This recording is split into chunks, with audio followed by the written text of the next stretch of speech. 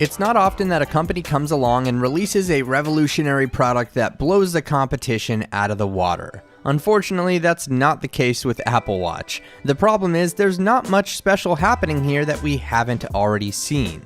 I give Apple props for having different sizes and variations, as there's a 38mm and a 42mm version available across 3 different models with varying band styles to choose from. The thing is, no matter which one you buy and how much you pay, they all do the same thing. The combination I have here, which is the Apple Watch with a leather loop band, set me back nearly $700, but nothing about its functionality justifies that cost. It's all about materials, preference, and, well, making a fashion statement. The most important thing when it comes to materials is going to be the sapphire crystal display that comes along with Apple Watch and Apple Watch Edition. This is going to prevent your display from getting scratched up. Apple Watch Sport's Ion X glass is somewhat scratch resistant, but it's basically the same glass used on an iPhone. Apple Watch Sport doesn't feature the same stainless steel body and sapphire display and is made from aluminum, but for the money it may be the best option available. And just in case you are wondering, Apple Watch is IPX7 certified for water resistance, but avoid submerging it for long periods of time. Electronics and water just don't mix, and this water resistance is only here as a precautionary measure. The good news is, whichever model you decide on can be easily customized with any of the different bands that Apple offers or third-party options that are beginning to roll out.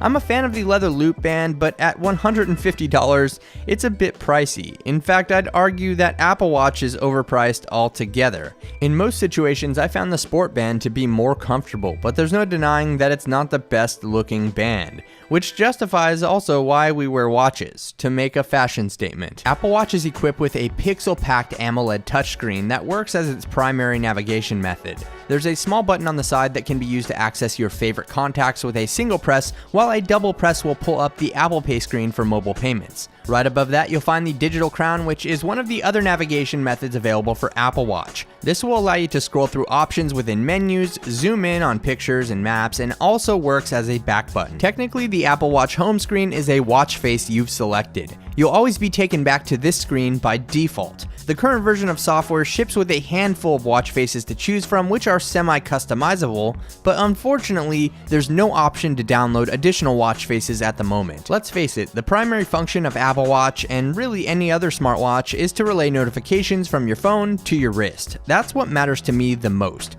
Being able to dismiss crap I don't need to deal with throughout the day is the most convenient part of Apple Watch for myself. Apple Watch does a very good job at this, but so does Pebble and many other smartwatches on the market. You can enable or disable notifications on a per app basis from within the Apple Watch app.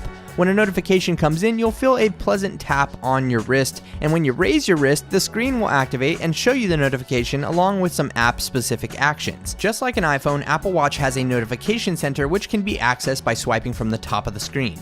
Each item can be cleared one at a time, or you can utilize Apple's new Force Touch feature to clear them all at once. Force Touch also works through Apple Watch's interface to reveal other options within apps. It's basically a space-saving method for apps that would otherwise lead to the overcrowding of UI elements. The problem with Force Touch is that there's no consistency where it's used. Some apps have options hidden behind Force Touch while others don't. I feel like this should be an all or nothing situation. Instead of having to force touch on everything, make guesses, and then remember which apps utilize this feature. With a swipe up from the bottom, you'll discover the Glances section, which provides a quick way to look at information from various apps. Glances can be enabled for each app that supports it, and there's even a mini control center that will allow you to enable airplane mode, do not disturb, sound settings, and even ping your iPhone if you've misplaced it. Apple Watch also features third-party app integration, but unfortunately that's where it fails the most. Currently, Apple Watch apps are not native, though this is coming in the future. The resources for apps are loaded from the iPhone, and when launched because of this can be slow to load at times.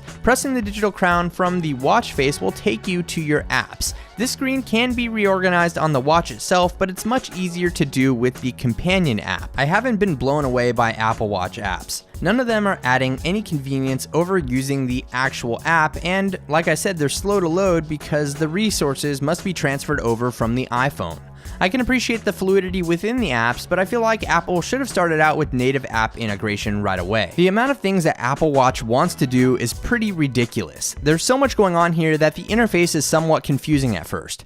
You may use Apple Watch differently than myself, but I will definitely never look at photos or explore mini-maps on my wrist. Apple Watch allows you to make and receive calls using the speaker and microphone, but I found call quality to be occasionally low in volume and less convenient than just removing the phone from my pocket to take a call. There's also Siri integration with Apple Watch, but it's limited to very basic commands that only work with Apple-specific services at the moment. Siri is also very useless at being 100% hands-free. For example, if I ask Siri to send a message to someone and dictate a message, there's no way to have it automatically send the message. Instead, I need to manually tap on the send button once it has pulled up in the message dialog box. Maybe I'm nitpicking here, but I prefer to not touch the watch at all during situations like this. The problem is, not much is faster on Apple Watch than it is on my iPhone, unless you want to send large animated creepy emojis, doodles, taps, or send your heartbeat to others using Apple Watch with its digital touch feature. Performing nearly any task on iPhone is faster and more convenient than on Apple Watch, aside from checking the time and using Apple Pay. I'm a big fan of the fitness integration available on Apple Watch. It seems to accurately track my steps and movement, which is a huge plus.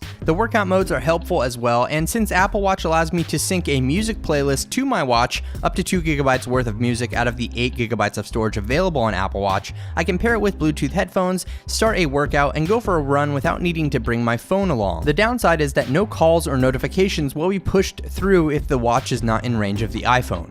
Regardless of that, the fitness tracking is very accurate, and the heart rate sensor on the back does a fantastic job at keeping track of things during the workouts. When it comes to battery life, this is an area where Apple Watch surpassed my expectations. I could easily get a day and a half out of the battery, and in some cases stretch that to 2 days with moderate use or less poking around on things for the fun of it. Your mileage may vary though, because I'm mainly using this for notifications and glances. Luckily, charging it is very easy using the included magnetic charging dock. Just place it on the dock each night and you're pretty much guaranteed to make it from morning to night without a problem. What you're really paying for here are the extras thrown in, most of which aren't 100% reliable at the moment and add zero convenience when it comes to saving me time over taking the iPhone out of my pocket. Whether or not this is worth the money is going to vary person to person. At the end of the day, if you have money burning a hole in your pocket and you like to have all the latest gadgets, Apple Watch is definitely a cool one, but not necessary at all. If you need to have one and enjoy the functionality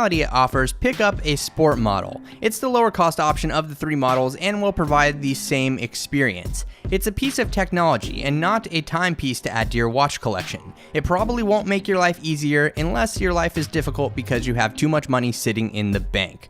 For more coverage on Apple Watch, be sure to check out my previous videos or head over to the written review for Apple Watch if you'd like a detailed look at what Apple Watch offers. All of those links are going to be below, but thank you very much for watching this review, and if you enjoyed it, feel free to hit that thumbs up button as it does help out the channel a lot. Also, subscribe for more reviews like this in the future.